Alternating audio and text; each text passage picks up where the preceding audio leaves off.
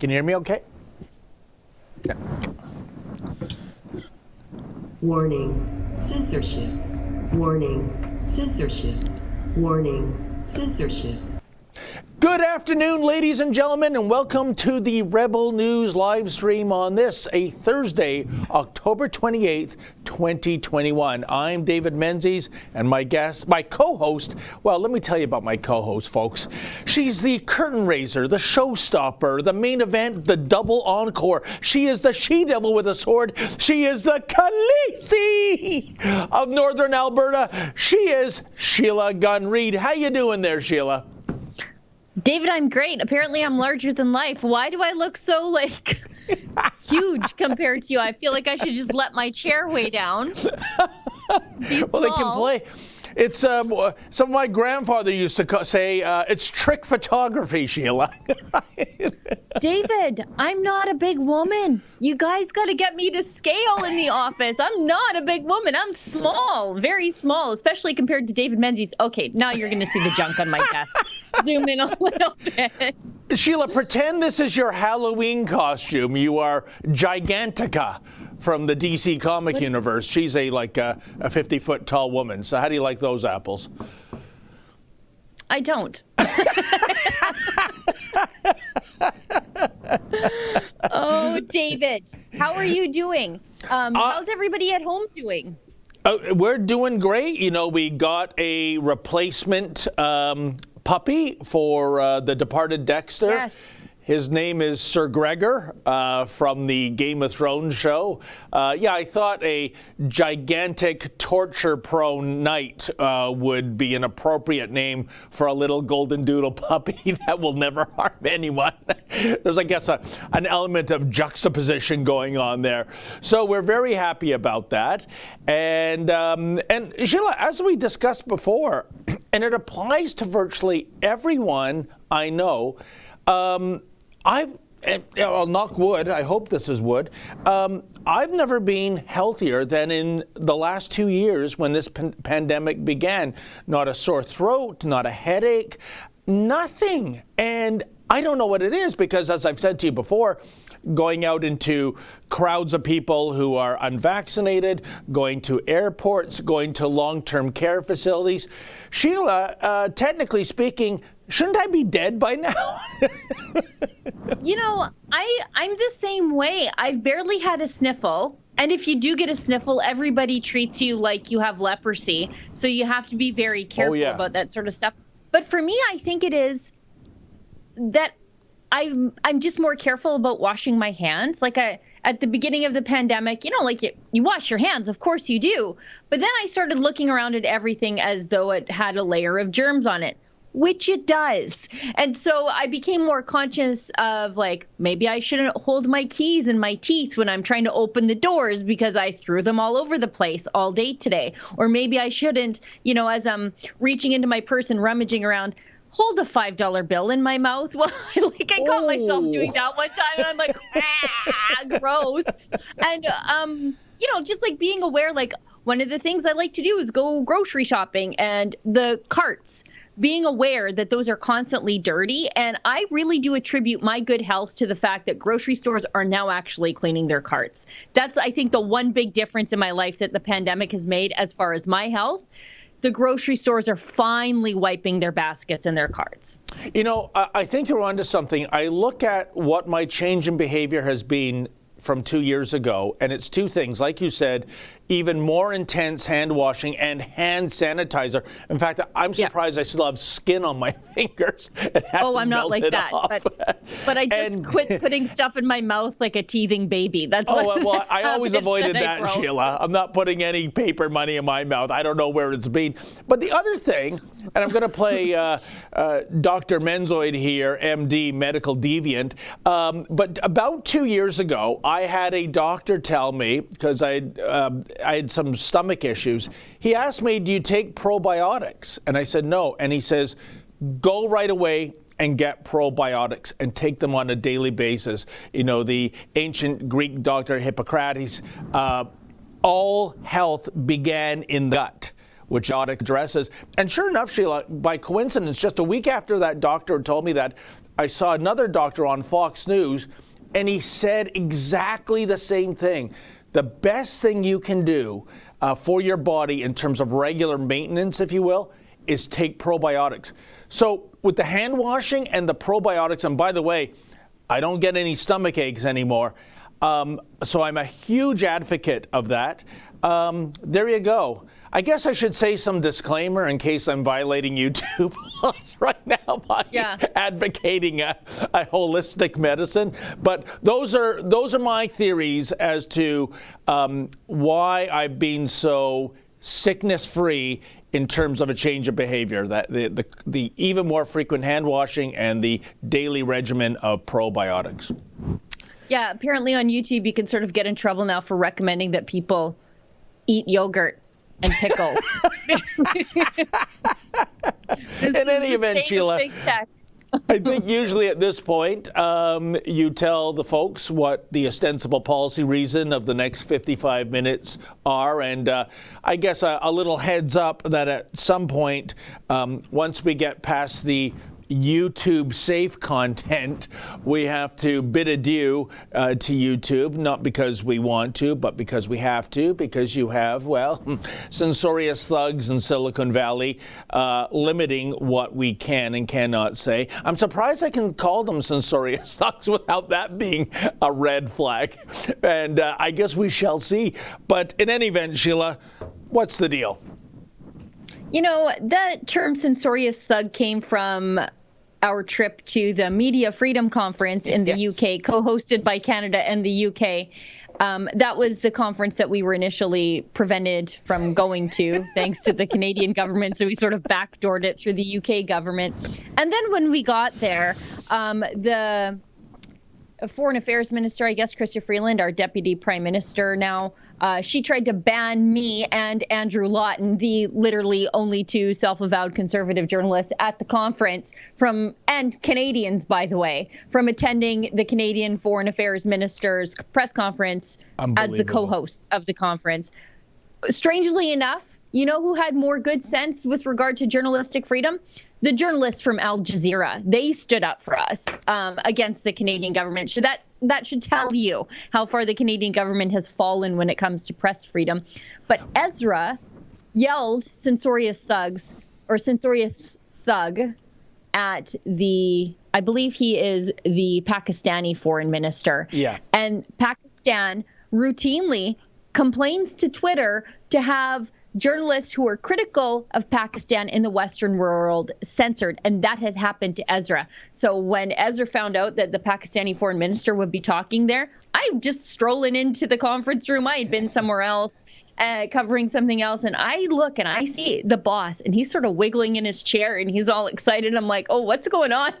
Something's about to pop off. And he just looks at me and he says, Sheila, turn your camera on. Turn your camera on. And he's sitting in his chair and he's got his arm. He's going to ask the next question.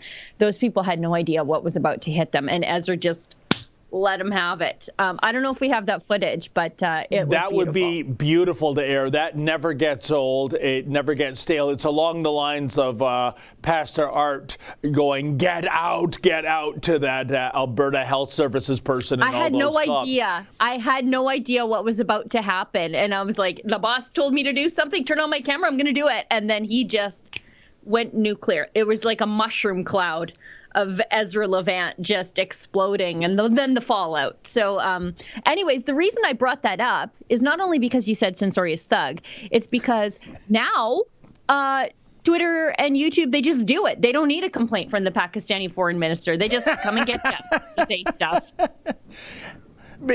Because, of course, Sheila, Pakistan has a well-earned reputation for being a bastion of free speech and free expression and tolerance and civil rights. So why would we ever want to censor anybody in government in Pakistan? Geez, it baffles me. But our crack production team has indeed dredged up that clip. Check it out, folks. Well, in a massive embarrassment for Pakistan, the foreign minister and the Imran Khan government, Shah Mahmood Qureshi, the foreign minister was questioned by a Canadian journalist at an event in the United Kingdom over the backing out and the censorship of media and freedom. Editor of Canada's Rebel News, Ezra Levant, on the video on his screens, was confronting Pakistan foreign minister Shah Mahmood Qureshi and said that the Pakistan as a country should not have any right to speak on media censorship, especially what they've been doing in their own country. Here's a sequence in which Ezra Levant, Rebel News editor, calls out Shah Mahmood Qureshi, the Pakistan foreign minister, at the event. Journalistic freedom in Canada, and I know it happens in the United States too. And frankly, you should be embarrassed to invite a censor like this. But back to the thug. Who the hell are you to censor me in Canada? Answer. Now, I don't like. I know you don't because you don't like free speech. I don't like. You don't like free speech. Okay. Would you like to answer that? No, I just respond to you, sir. First of all, you want your sentiments to be respected. Just look at the tone and the tanner you've adopted. Is that the correct way? You have a right to ask questions. Well, then why did you censor me? Did I censor you? You shut down my Twitter account. I did not. Don't lie. How am I responsible for that? Because the government of Pakistan I think listen to me. The government of I've been Pakistan. respectful to you. No, you are not. You censored me. I did not censor you. Don't lie. All right. Why would I lie? Because that's what you do. Okay. We don't. I'm sorry. You have double standards. Shame on you. You have double standards. Shame on you. You forget. Censorious thug. You have double standards. And what you call freedom, at times you are projecting certain sectoral agendas. Minister, thank you very much indeed. One thing I would say, ladies and gentlemen, we can disagree on things, but we must keep our language clever. It's kind of running out of time. We've got another panel session. I wonder if there are any questions. Yeah, so once again, Sheila, censorious thugs right into the wheelhouse of my lexicon, thanks to Ezra's brilliant performance there. And, I love the audacity of the Pakistani minister lecturing Ezra. This is the same nation that provided for so many years a safe harbor for Osama bin Laden and then went, oh, he was there next to our air base? We had no idea. Give me a break.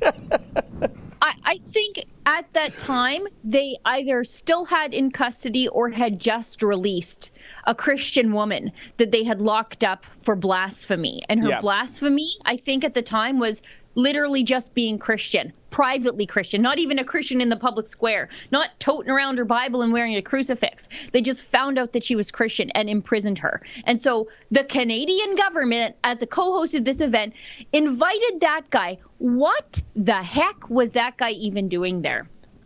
Oh, yeah, and the moderator, I assume, the guy that weighs in like the Bobby for the conference, hello, let's all agree to disagree and move on, wobbly jobbly. What a spineless jabroni. It's just unbelievable.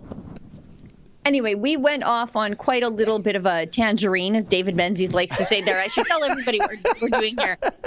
Speaking of censorious thugs, let's tell everybody about our live stream and YouTube and our problems with YouTube. So this used to just be a show on Friday, just hosted by the boss, but then the pandemic struck and there was more news than ever. So we decided, let's do the live stream 5 days a week. But Ezra runs Canada's largest independent news network, so it's a little difficult for him to host as much as he would like. So David and I host Tuesdays and Thursdays. I host Monday with my friend Adam. And then I think on Friday we have rotational hosts, and on Wednesday it's Adam and Matt Brevner for a little bit of a BC feel. And then what happened was Biden got elected and YouTube thought, why even pretend anymore? And so they completely demonetized us here at Rebel News. And, it's only a matter of time before they kick us off the network altogether. However, I do a lot of things for spite. When people tell me they don't want me someplace, I'm like, whoa, that's how you get more of me. I'm like the Kool-Aid man. I'm kicking down the door and I'm going to be the loudest talker there. And so that's how I feel about YouTube. And so we start off our broadcasts on YouTube, but eventually we have to leave YouTube because YouTube is a censorious thug and there are things that we can't talk about. One of the things that we're going to talk about right off the top that is YouTube safe because it's not COVID related. Yeah. It's been demonetized also by YouTube. So if you're a content creator who talks about that topic, it's completely demonetized anyway. But we also stream on other platforms. So Rumble, Super U, and Odyssey. Great platforms that are not altogether conservative. They just don't care about your politics. And I think that's the best way to be.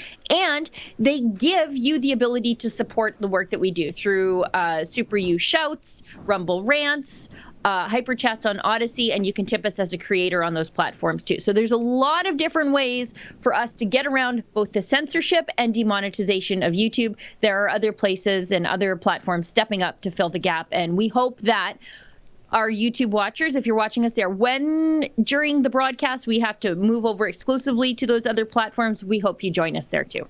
And, it's going to be quick today, Sheila, because I see Mr. Producer, he's given us a lineup sheet, and under YouTube Safe, there's one video of 1 minute long, and then all the other videos are labeled COVID content. That's code for not YouTube safe, because you can't give a contrarian viewpoint to the official COVID-19 narrative. That makes you, face deplatforming. And we've already, as you said, been demonetized, so we don't want to push our luck. So with our first subject of YouTube Safe, well, this sounds very interesting. A dinosaur warns the world of impending doom, now or never. What is this about?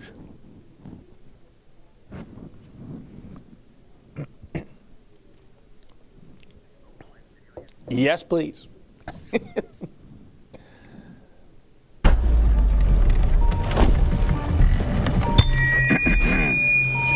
Listen up, people.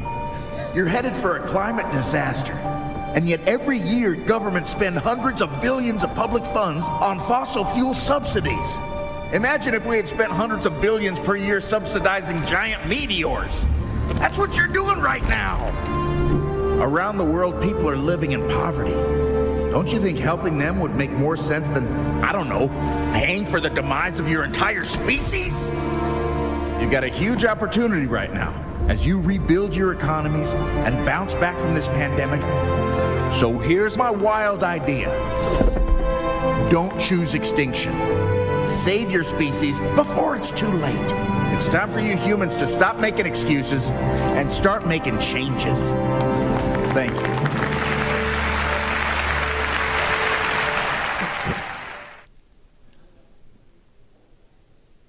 Well, Sheila, that's baffling for so many reasons. I'm not sure where to start. Well, at least one thing we know for sure is that we now know what Greta Thunberg is going out as for Halloween trick-or-treating, because I'm thinking that could have been her in that dinosaur costume.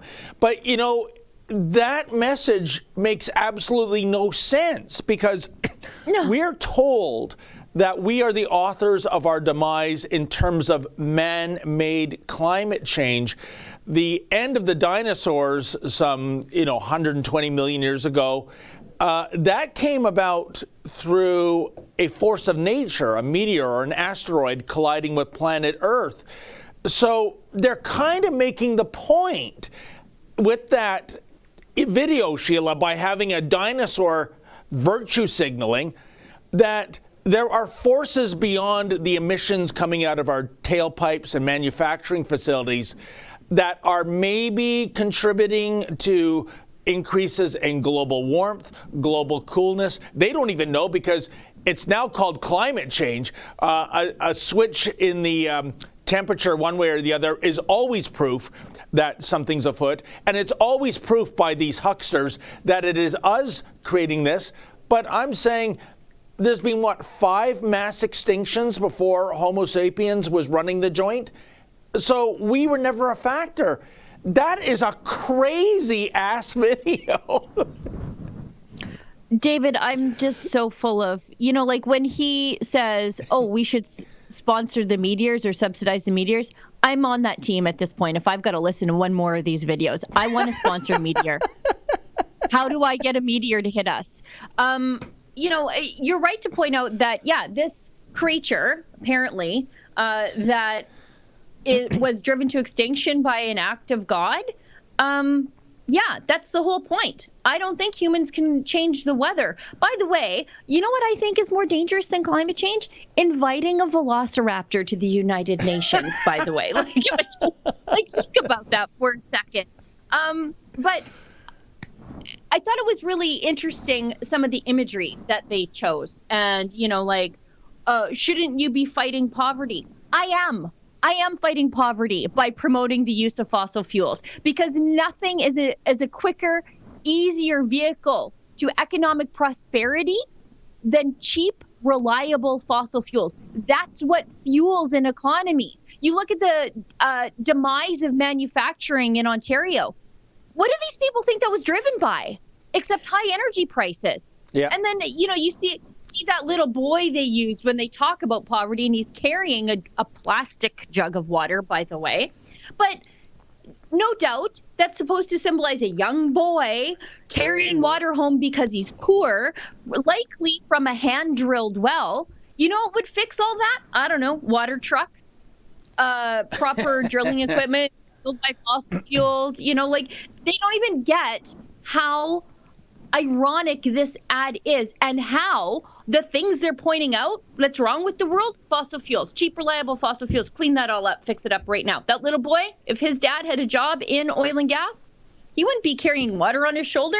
His family would be bringing in a water truck from the fancy water filling station up the road. But, it's fine, because as long as the Western world has their electric cars, those poor people in the developing world, they're just the cost of doing business. Oh, 100%, Sheila. And by the way, Mr. Producer tells me that the voice of the raptor is Jack Black. He must be really hard up for work. But fancy that, somebody out of Hollywood on the climate change bandwagon. Shockers. But the message doesn't make any sense from another point of view. The raptor, or Jack Black at one point, says that us subsidizing the fossil fuel industry makes about as much sense as the dinosaurs subsidizing giant meteors headed towards Earth. Well, no, there's a big difference there. A giant meteor, assuming dinosaurs had money to subsidize anything, that is going to end up in a mass extinction. It's going to end up in a catastrophe. Us subsidizing fossil fuels, it's to, as you mentioned, keep our homes warm during a harsh winter, have fuel for our cars, have fuel for the supply chain to deliver all the goods we need to get on store shelves. Even if you're some hardcore environmentalist who is anti-car, pro-public transit, maybe you're living in a mud hut somehow, keeping warm with a Bunsen burner. But when you go to Shoppers Drug Mart to buy your soy or your toothbrush, you know how it got there? It got there on the back of a truck, right? So the idea that of course there is subsidies going towards the fossil fuel industry, Sheila, but it's for the greater good. It is for us to survive a country.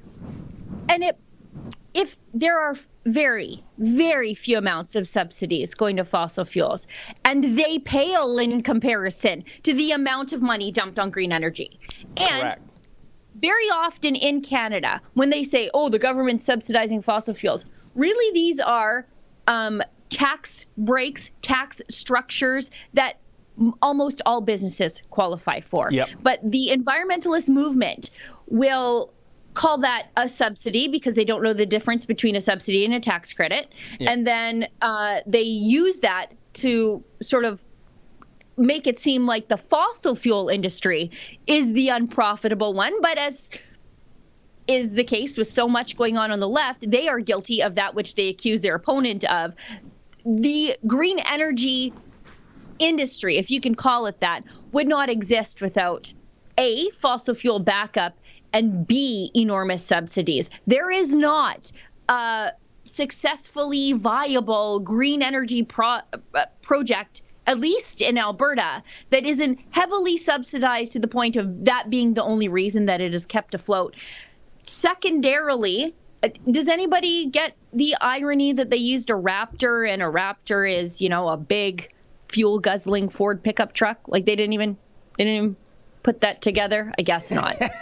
Oh, but if you are in the market for the Ford Raptor, wait till next year when the Ford Raptor R comes out with a rumored more than 700 horsepower. They got to compete with the Ram TRX, T-Rex. A lot of dinosaur imagery in the pickup sector these days, Sheila. But you're right about the green energy thing. I mean, more than a decade ago, when the McGuinty-Wynne Liberals went ahead with the green energy strategy in Ontario, putting up these ginormous windmills, typically in conservative ridings, by the way, because they didn't want to offend any of their voter base.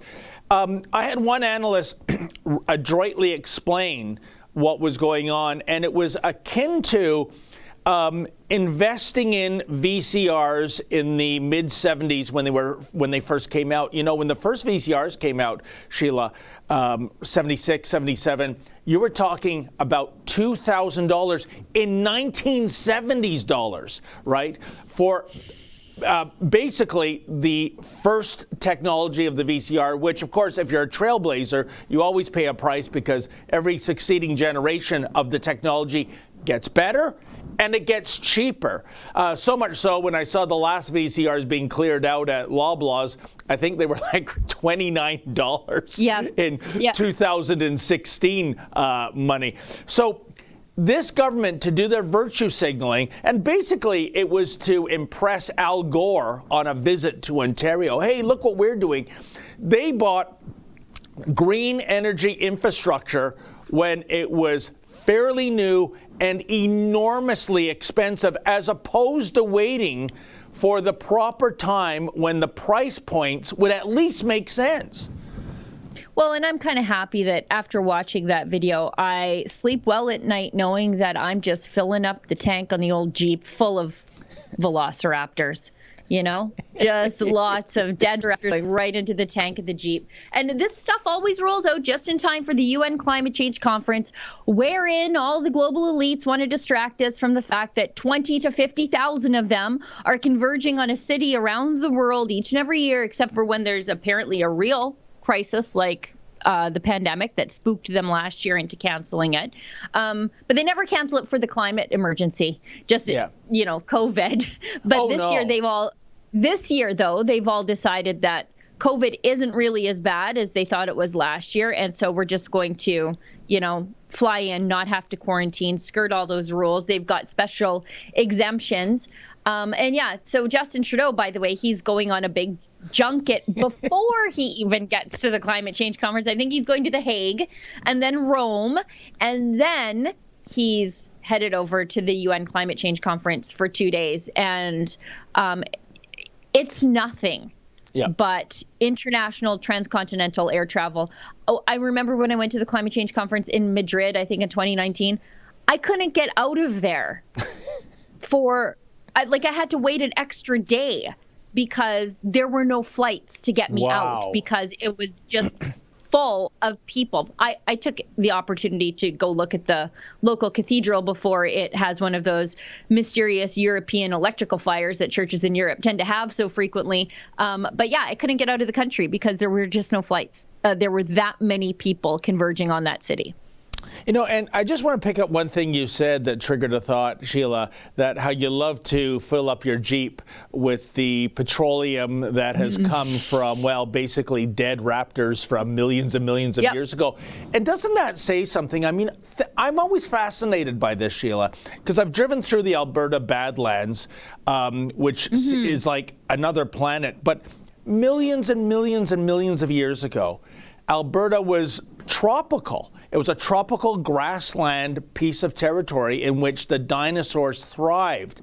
Dinosaurs. We had beachfront property, David. We had beachfront property. If you look in the mountains, there's like shells. So you can, and our provincial gemstone is an amylite, which is like the little shell that has been under pressure, and so it has all these iridescent qualities, these iridescent colors. That's our provincial gemstone is the amylite, because we were beachfront property back in the day.